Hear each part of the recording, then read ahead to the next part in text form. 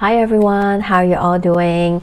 We are going to talk about this upcoming week astrology forecast, and we'll be talking about February 23rd to March 2nd.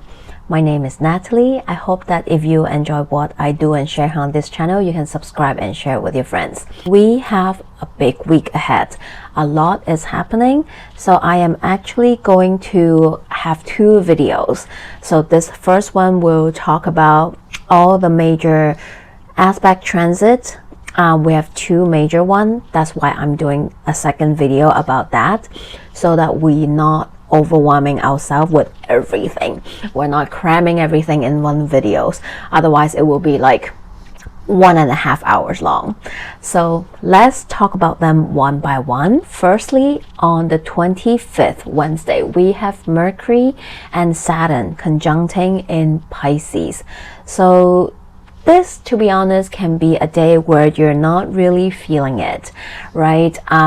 Mercury conjuncts Saturn in Pisces. This can be a downer, a little bit of a downer today. You might not feel your best or optimist or super positive and just like super upbeat today.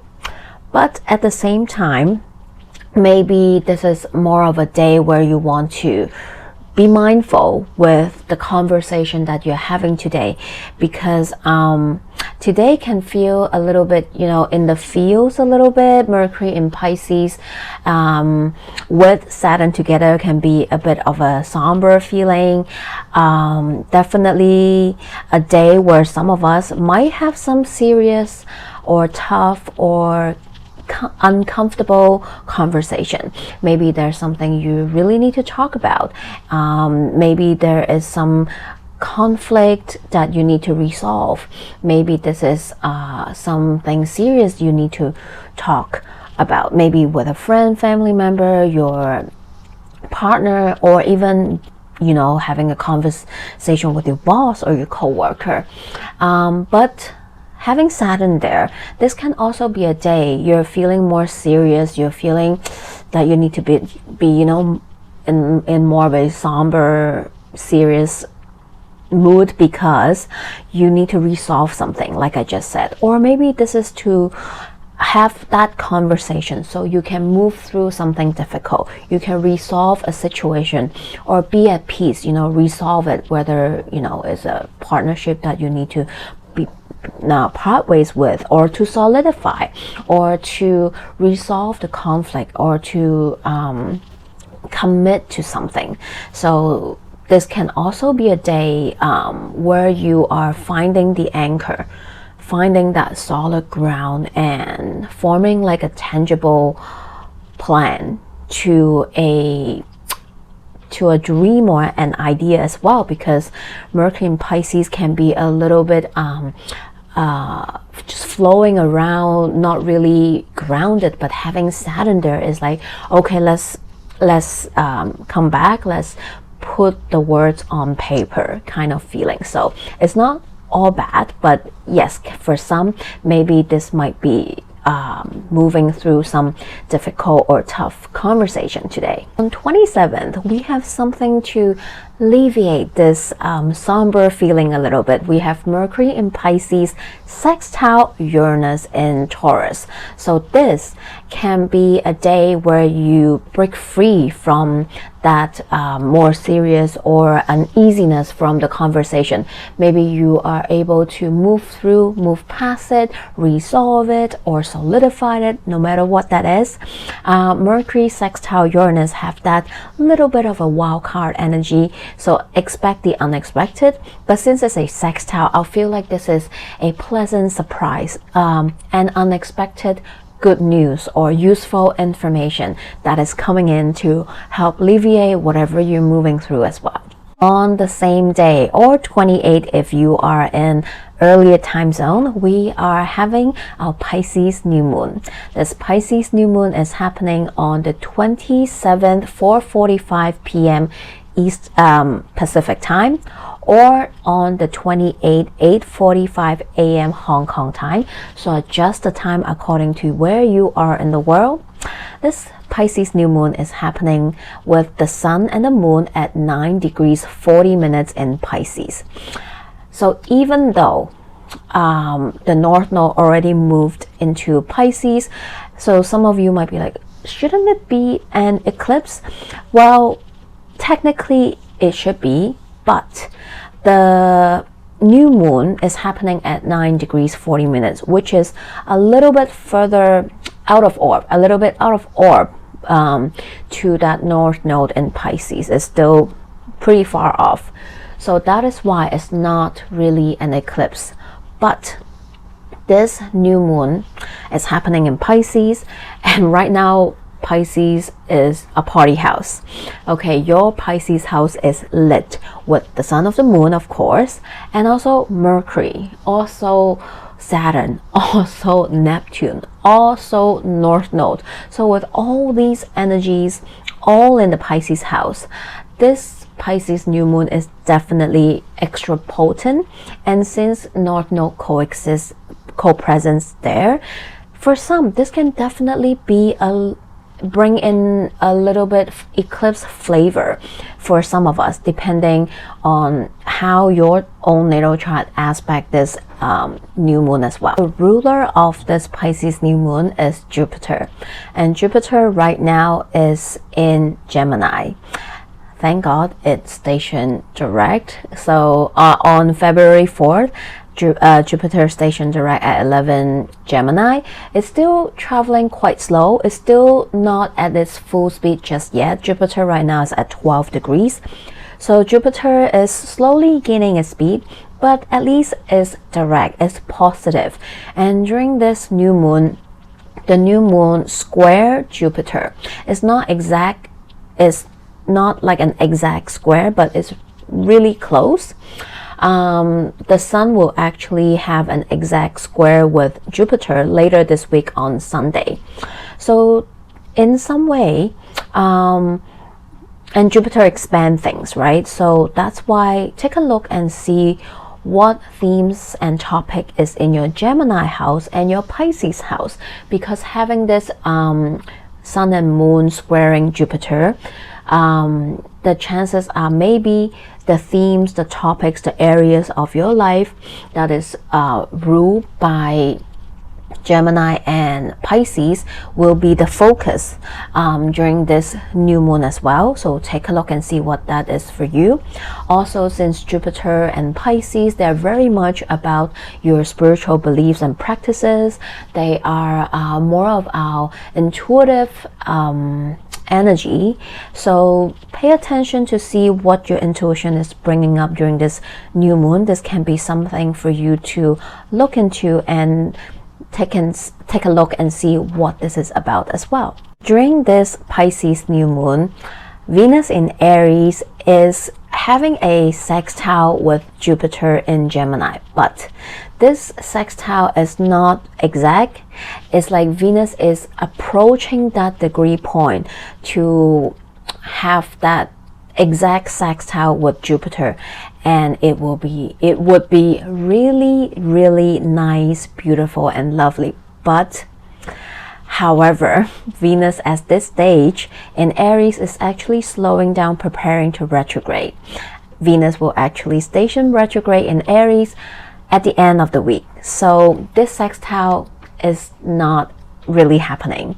So it's like so near yet so far. It's like almost there.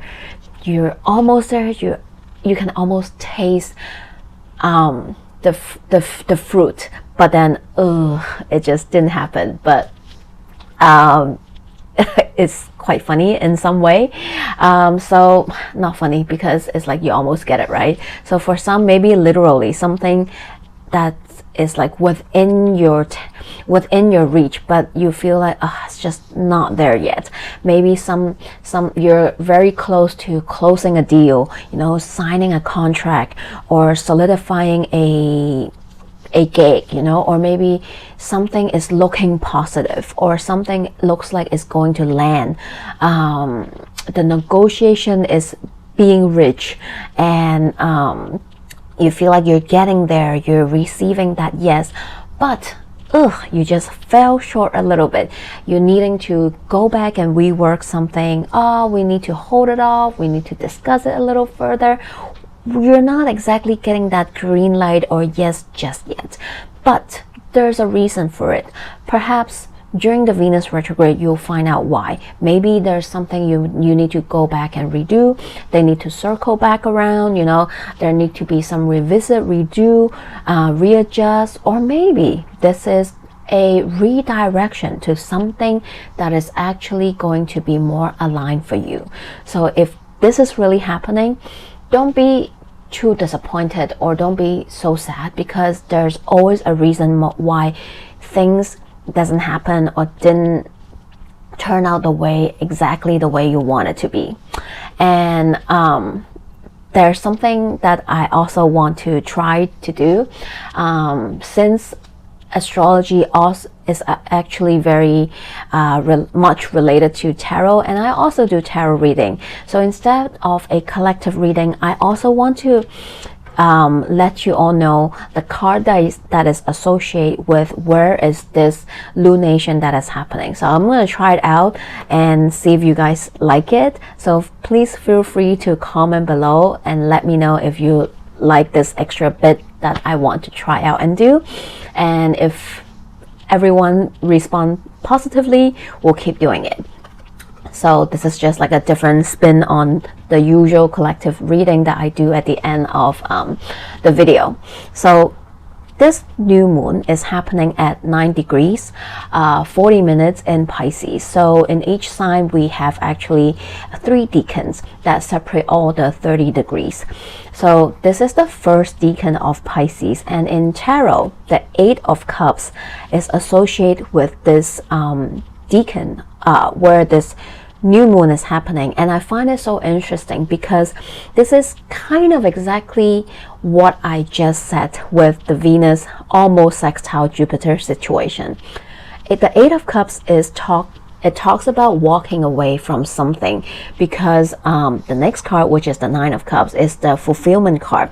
So in order to go to where you want to go, in order to fulfill your dreams, to reach that goal, sometimes in life we need to walk away from something that was once familiar, that was once our comfort zone, right? Because that is how we grow, that is how we continue to move forward. And sometimes we need to make the hard decision, right? In order to get something, sometimes we need to give up something, right? We cannot always wish for something more or different when we're not moving, when we keep ourselves in a comfortable situation, right? That is not how you grow. So in this card, you can see that person is walking away from these cups, and it looks really sad. I know, but this person believes that when it continues to travel, they will reach what is more aligned with what they want in life. So that is why sometimes you need to walk away from the current situation and know that there is something that is better, that is more aligned ahead of you, right? So for some, maybe literally you are moving through this energy right now. And this also relates to what I want to talk about next, because this is also the last lunation, new moon, full moon, in the sign of Pisces, that we will have Neptune co-presence. This is the last one, because Neptune will soon enter Aries later this year. In fact, next month. So even though Neptune will still come back to the sign of Pisces, but it is not during the lunation in Pisces. So this is literally the last moon that we will experience, we will have in our lifetime, that is co-presence with Neptune in Pisces. So Neptune has been in Pisces for like 14, 13 years, okay? Because Neptune entered Pisces in 2011, April to August, for 4 months. And then it fully entered the sign of Pisces in 2012, February. So think and look back reflect on how this Neptune in Pisces in journey is for you. It doesn't end just yet because, like I said, Neptune will come in and out of Pisces this year and next year. So there's a wrapping up that is beginning with this Pisces new moon. So this Pisces new moon in some way, shape or form is a great time for us to really start reflecting on this really long 13 years of Neptune in Pisces. Which house is ruled by Pisces in your chart? What change and shift the past decade or so in this Pisces house? Because you are soon going to walk away from everything that change and shift and grow for you, and setting some new intention. You're not totally walking away, but you are learning, growing, evolving, and setting some new intention in this Pisces house as you are starting to wrap up this Neptune in Pisces journey. So take a look and see which house is ruled by Pisces, what changes, what evolve, what shifts the past 13, 14 years. Again, Neptune entered Pisces for 4 months in 2011, April to August, and officially enter Pisces February 2013. It will still be in Pisces most of this year and for some time in 2026. So we're starting to wrap up that Neptune in Pisces cycle, and this is the last lunation we will enjoy with Neptune in Pisces as well. One last thing about this Pisces new moon. So Pisces new moon officially also kick off the eclipse season. Yes, it's not an eclipse, but North Node is in Pisces right now and South Node is in Virgo. The next lunation, which is a Virgo new moon essentially, will be an eclipse. We will have the sets of eclipse coming in, a lunar eclipse in Virgo, and our last and final Aries eclipse that will officially tie a bow and wrap up your Aries Libra axis eclipse cycle. So this is big because the eclipse energy is coming in. So very much the fate of God is coming in. Eclipse season is when the wild card energy comes in. Unexpected changes and shift might come in. Redirection might come in. Sudden beginnings and endings might happen. So it's a great time to take a look and see what is this North Node in Pisces and South Node in Virgo mean for all of you. What do they bring in for you in the next 18 months? I'm going to link the Notes of Fate video in the description box.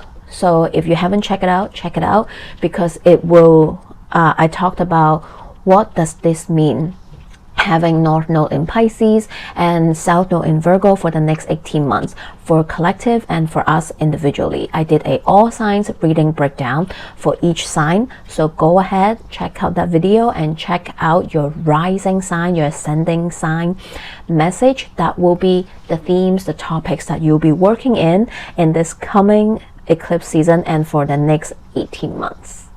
The next day on 28 or earlier time zone is probably March the 1st. I can't believe we're in the March.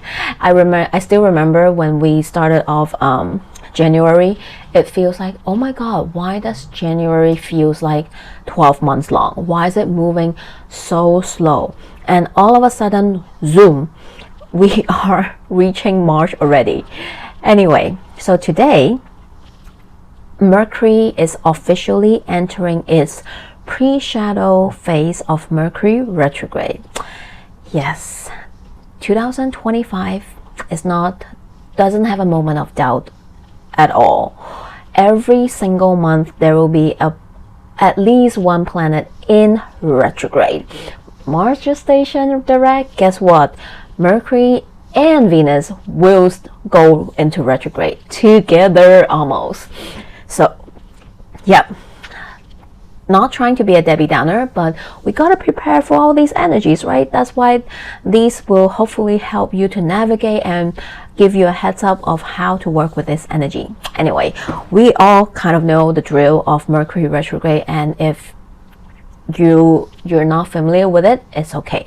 Mercury retrograde 3 to 4 times a year is nothing to be scary about. The pop culture, astrology kind of put a negative connotation with all this retrograde energy, especially Mercury retrograde. Mercury retrograde doesn't ruin anybody's life. It reminds us to be human being. Anyway, just to say it really quickly here, Mercury is going to be officially in its pre-shadow, which I also call the phase 1 of Mercury retrograde. So start to take mental notes and see what is happening, what kind of conversation you're having, what thoughts and ideas are coming in and out through you from now on until Mercury station retrograde, because this might come back again later on. Mercury retrograde from March 14 or 15, depending where you are in the world, until April 7th. And then we'll still have the phase 3, the post-shadow energy of Mercury retrograde, until April 26th. So a couple months.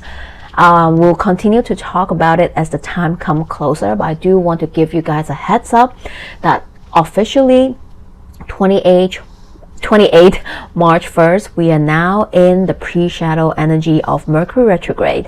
So some of us might actually feel the pre and post shadow energy more, and having the Mercury hiccups and themes coming in already during this time. So just take a look and see what is that for you. What is your Aries, Pisces house themes and topics?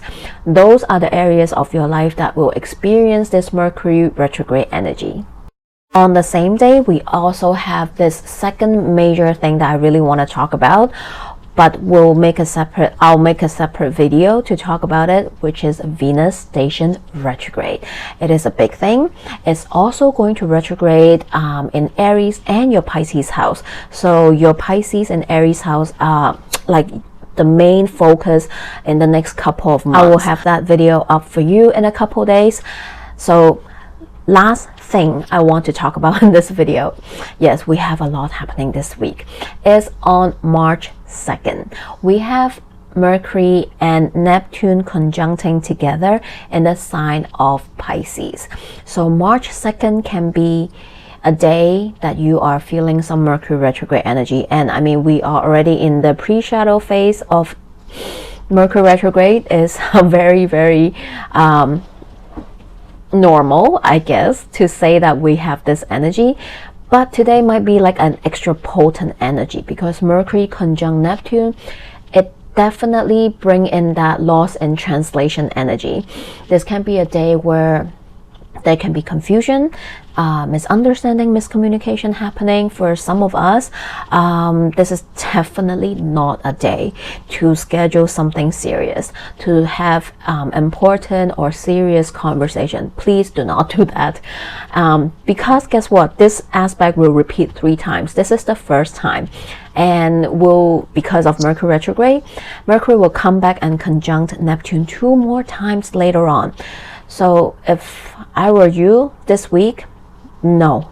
If you can, do not schedule important meetings and conversation beginning and end of week. So maybe the whole week because of this aspect. But I know sometimes you can't, life goes on and that's okay. But now you can be extra mindful with this energy.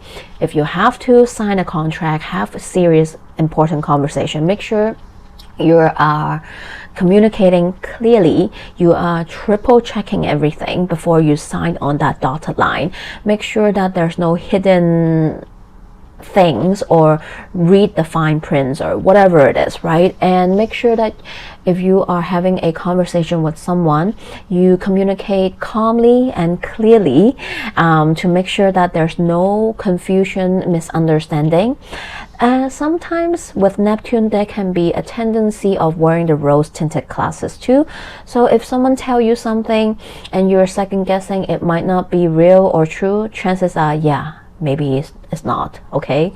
So just practice discernment as well. And today also have that exact square with Sun and Jupiter. So today the Sun in Pisces is going to square Jupiter in Gemini. So that is the aspect that I mentioned during the new moon in Pisces is coming exact today. So that's it for this week. Very busy. We have a lot happening. So take care of your energy, take care of yourself, and in a couple of days I'll post that Venus retrograde video as well. In the meantime, take care. I'm sending you all so much love, and if you're interested to explore your astrology reading with me, I do all kinds of consultations with astrology, tarot, akashic records reading, and distant energy healing sessions as well. My email is in the description box below. Feel free to email me to get more information. Take care. See you in the next video.